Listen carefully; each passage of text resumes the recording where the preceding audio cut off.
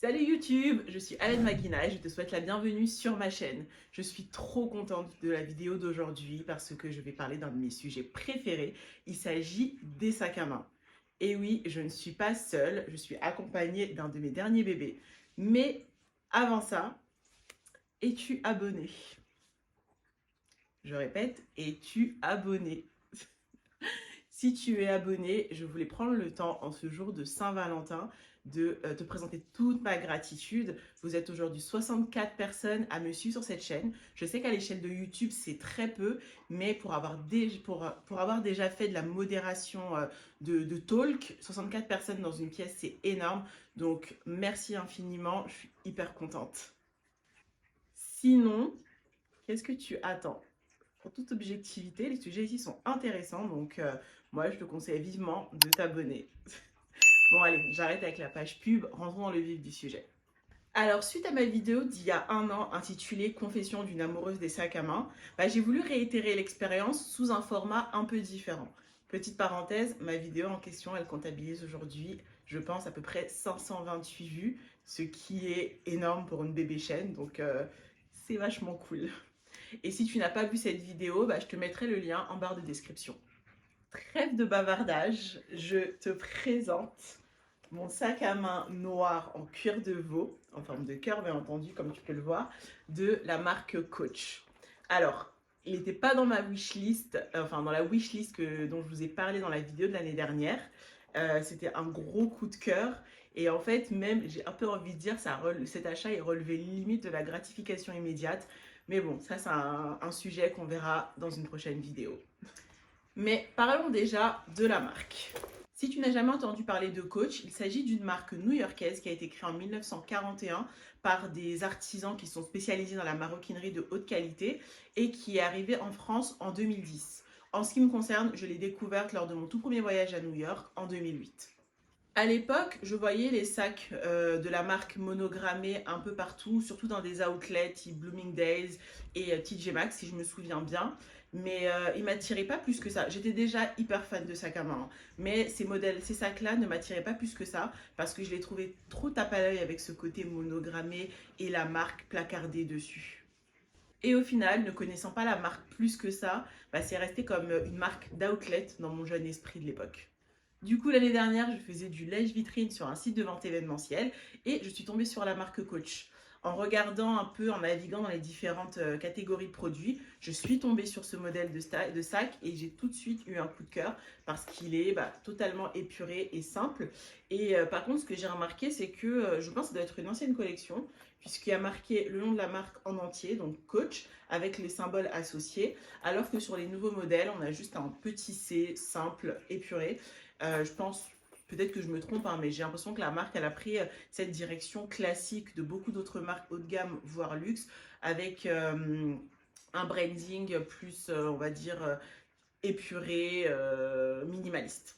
Revenons sur mon bébé. Je vais passer sur certains points qui sont inhabituels pour moi et dont un qui contredit un peu ce que je disais dans la vidéo de l'année dernière. Commençons avec sa couleur. Ce sac est noir. Oui, je sais, c'est pas extraordinaire, mais en tout cas pour moi ça l'est parce qu'en fait je n'ai pas de sac noir. En tout cas quand je l'ai acheté, j'en avais pas. Aujourd'hui j'en ai deux, mais bon, l'autre j'en parlerai peut-être dans une autre vidéo. Et en fait c'est inhabituel pour moi tout simplement parce que quand je vois un sac, j'ai tendance à être plus attirée par d'autres couleurs que le noir. Je les trouve toujours beaucoup plus beaux en marron, en bleu, plutôt bleu marine, bleu nuit, mais très rarement en noir. Et en fait, je ne sais pas si c'est parce que celui-là n'était disponible que en noir et que c'était peut-être en ligne. Du coup, en fait, j'ai choisi ce modèle-là dans cette couleur. Le deuxième point, c'est sa forme. Et oui, il a une forme de cœur. Encore une fois, pour certains, ça peut paraître quelque chose de normal. Mais en fait, en ce qui me concerne, je ne suis pas attirée en général par les modèles décalés ou les formes un peu mignonnes, donc le cœur. Et en fait, là, je sais pas, j'ai pas d'explication. Il faut croire que mes goûts continuent à évoluer.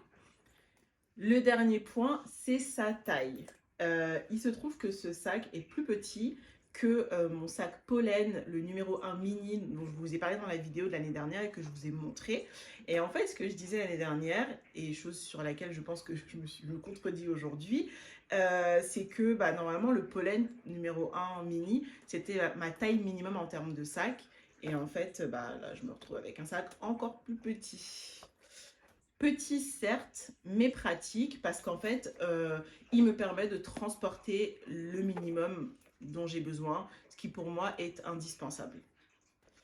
Ok, alors passons à l'exploration. Donc comme tu peux le voir, donc ce sac noir, forme de cœur, avec une bandoulière. On peut très bien le porter donc en bandoulière. Donc, si je le porte, voilà, je peux le mettre tranquillement en bandoulière. C'est réajustable. Je vais l'enlever, on voit. Donc c'est réajustable à ce niveau-là. Étant donné que j'ai de la poitrine, moi j'ai besoin en général de tirer au maximum pour que ça ne tombe pas là, mais que ça descende bien comme il faut. Ou alors, si tu préfères, tu peux aussi le porter comme ça fait un petit style chic façon. Il a deux compartiments, donc une première fermeture là et la deuxième fermeture ici. Et on va regarder ce qu'il peut contenir. J'ai déjà mis toutes mes affaires dedans. Donc, premier compartiment. Donc, j'ai un paquet de mouchoirs, ma crème pour les mains, indispensable. Mon baume pour les lèvres, un indispensable aussi. Gel hydroalcoolique, mes AirPods et un petit miroir. Et voilà ce que ça donne à vide. Donc, voilà. Ensuite, deuxième compartiment, donc l'arrière. On a mon téléphone, iPhone 11. Mon passe Navigo, titre de transport pour ceux qui ne connaissent pas. Et ma petite pochette dans laquelle je range mes moyens de paiement et ma pièce d'identité. Donc voilà ce que ça donne au niveau des deux compartiments.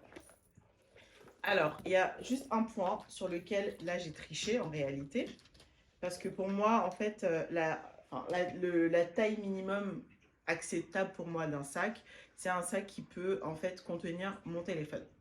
Là, comme tu as pu le voir, il a pu rentrer dans le sac, mais en réalité, j'ai enlevé la coque. Parce que là, j'ai une coque en silicone, mais qui n'est pas lisse, qui ne glisse pas. Elle est un peu... comment ça s'appelle? Elle glisse pas. Et donc, du coup, quand je mets mon téléphone dans le sac, ça se ferme bien. Là, il n'y a pas de souci. Mais là, il est vide. Si je mets toutes mes affaires dedans, en fait, j'ai du mal à le fermer. Et c'est un problème que je rencontre avec cette coque parce que j'ai changé il n'y a pas longtemps. Mais avec l'ancienne qui était en silicone lisse et qui glissait bien, j'avais pas de problème à le fermer. Donc bon, c'est un tout petit inconvénient qui est lié au fait que j'ai changé ma coque. Mais en réalité, le sac, il répond à 100% à mes critères en termes de sac à main. Ce que j'aime beaucoup aussi avec ce sac, c'est sa versatilité parce que en fait, il peut très bien être porté avec un look de jour, comme là, ce que j'ai aujourd'hui. Il passe très bien, mais également un look de nuit avec une petite robe. Enfin là, je visualise, une fois, je l'ai porté avec une robe débardeur satinée et des escarpins. Et ça passait très bien aussi. Il peut très bien être porté, comme j'ai dit, en bandoulière ou alors pour un look de nuit un peu chic façon. Tenue comme ça fait trop stylé. Comme tu peux t'en douter, je ne regrette pas du tout cet achat parce que j'aime beaucoup le sac. Et en plus, il est versatile, il est utile, je le porte vraiment.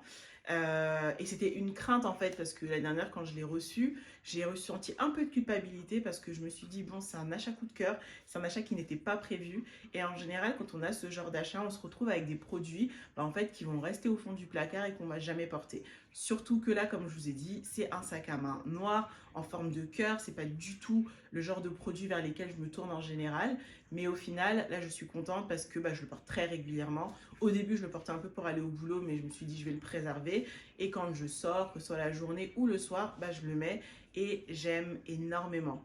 Le seul bémol peut-être pour les filles qui aiment faire des retouches make-up, c'est que tu peux pas mettre ton maquillage dedans, mais bon ça après c'est l'inconvénient avec beaucoup de petits sacs qui sont juste utiles pour porter le strict minimum.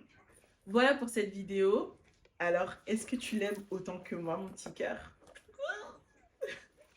N'hésite pas à me laisser un commentaire pour me dire ce que tu en penses et n'hésite pas à partager aussi ton dernier achat sac à main pour que je puisse aller jeter un coup d'œil et juste baver sur le modèle parce que là je me calme bien entendu sur ce genre de produit. Je te remercie d'avoir regardé cette vidéo. Je te souhaite une bonne journée ou une bonne soirée selon le moment où tu me regardes. À la prochaine. Ciao!